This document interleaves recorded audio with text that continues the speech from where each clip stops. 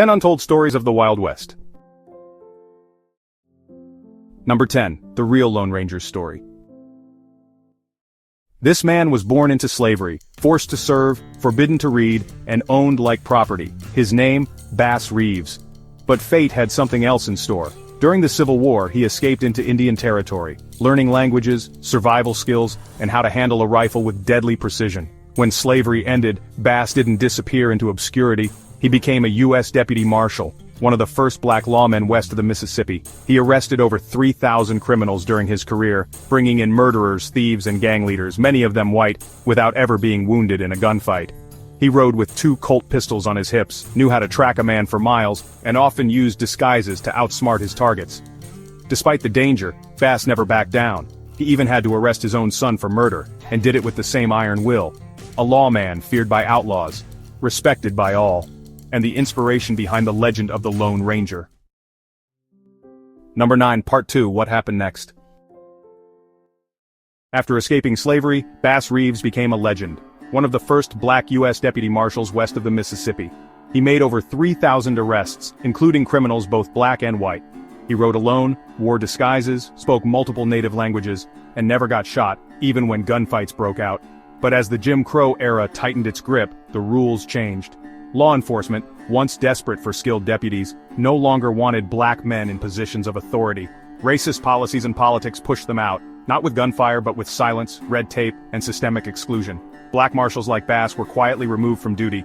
The same country that once handed him a badge now erased his record. He went from being a feared lawman to a forgotten figure, a symbol of justice, buried beneath a system designed to keep him out. When he died in 1910, there were no statues, no headlines, just silence. His story didn't fit the narrative America wanted to tell. A black man with a badge, outsmarting outlaws and enforcing federal law, that was buried. But he's no myth. He was real. And some believe Bass Reeves may have inspired the Lone Ranger. The difference? Bass didn't wear a mask. He didn't need one. What other stories did history leave behind? Number 8. From slavery to cowboy legend. This man was born into slavery, but he didn't just break free, he rode straight into legend. His name was Nat Love, and after emancipation he became one of the most famous black cowboys in the American West. He could ride, rope, and shoot better than most, earning respect in an era that gave him none. In 1876 he entered a rodeo in Deadwood, South Dakota, and dominated every event. Locals started calling him Deadwood Dick, a name that stuck for life. But here's what most people don't know. Nat once claimed he was captured by a group of Pima Indians and spared because of his bravery. Not only did he survive, but he said they made him an honorary tribe member before letting him go. Nat wasn't just muscle and grit, he was a storyteller. Later in life he published an autobiography that chronicled his wild adventures, escaping outlaws, surviving ambushes, and riding cattle drives across dangerous terrain. In a world where black cowboys were often erased, Nat Love wrote himself into history. He lived hard, rode harder, and made sure the world would remember his name. Why don't we hear more about black cowboys like Nat Love? Number 7. The man who invented steer wrestling. This man didn't just ride into history, he grabbed it by the horns. Born in 1870 to formerly enslaved parents, Bill Pickett grew up in Texas and quickly stood out for his fearless talent with cattle. But what made him legendary? He invented a brutal, jaw-dropping rodeo sport called bulldogging, now known as steer wrestling. Pickett didn't just wrestle steers, he'd leap from his horse, bite the animal's lip, and twist it to the ground. It was a technique he claimed to learn from watching bulldogs handle livestock. Crowds went wild. He became the first black cowboy to gain fame performing in Wild West shows, riding alongside legends like Buffalo Bill and Will Rogers. But racism tried to hold him back. Promoters often listed him as Native American or Mexican to avoid backlash. Still, his name echoed across the West. He performed for royalty, inspired generations of black cowboys, and redefined what was possible in the arena. Bill Pickett didn't just ride in rodeos, he reinvented them. His end was tragic. See the pinned comment to find out what happened. Number 6. Born enslaved, he became Canada's greatest cowboy. This man was born into slavery in the American South in 1845. With no freedom, no future, just a life of forced labor. But John Ware didn't stay in chains. After the Civil War ended in 1865, he was finally free and headed west, eventually crossing into Canada, and that's where the legend began.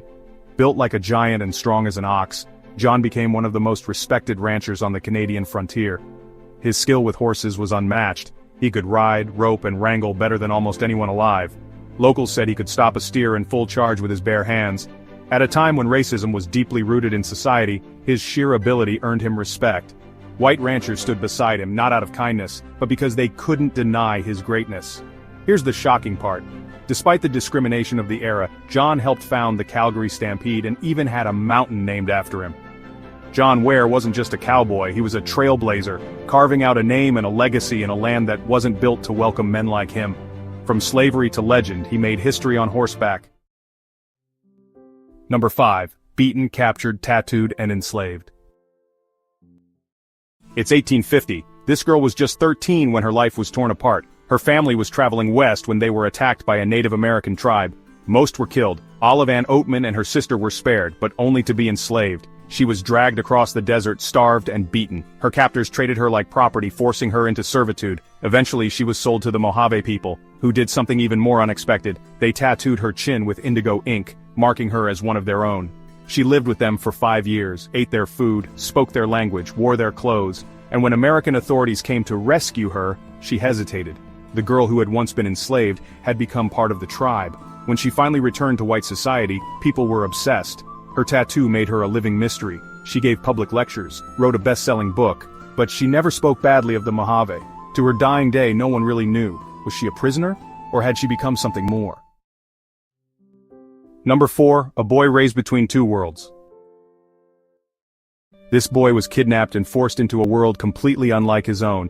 In 1870, at just 11 years old, Herman Lehmann was taken by Apache warriors in Texas. Ripped from his German-American family, he would spend the next 9 years living as a Native American. First adopted by the Apaches, Herman was trained as a warrior, learning their language, customs, and survival skills. He took part in raids and battles, eventually becoming so assimilated he forgot his native tongue and identity. Later, he was captured by the Comanche and adopted again, this time by a chief who treated him like a son. When the U.S. Army found him at age 20, Herman no longer saw himself as white. Reuniting with his birth family was painful. He struggled to reconnect, caught between two worlds that both claimed him, yet neither truly felt like home. Would you have stayed with your new tribe, or gone back to the family you barely remembered? Number 3, the tribe the U.S. never defeated. After the Indian Removal Act passed in 1830, tribe after tribe across the Southeast was forced from their lands. It became known as the Trail of Tears, but in Florida, one tribe refused to go.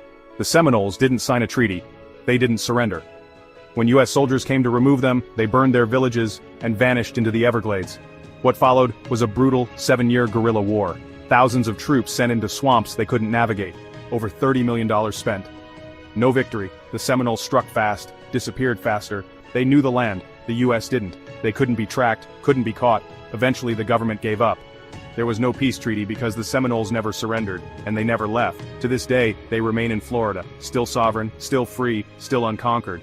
Their story isn't just history, it's living proof of resilience. Like, share, and follow to keep stories like this alive. Number 2, she brought down General Custer. She was a fierce warrior of the Northern Cheyenne, known as Buffalo Calf Road Woman.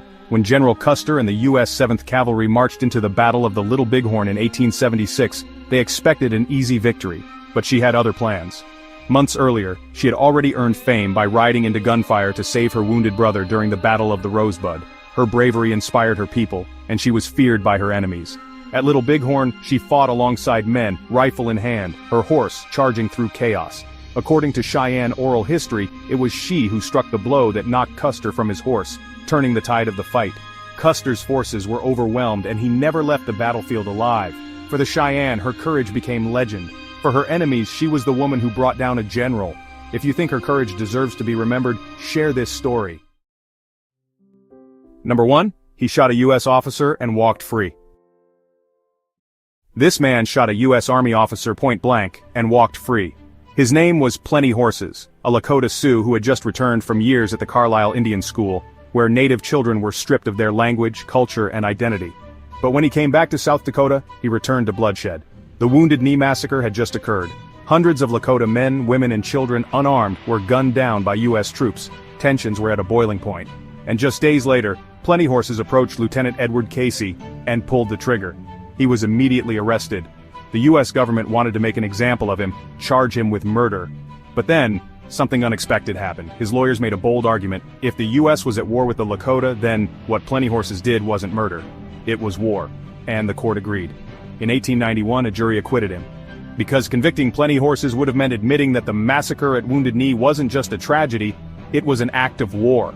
Should he have been punished, or was justice served? Let us know in the comments.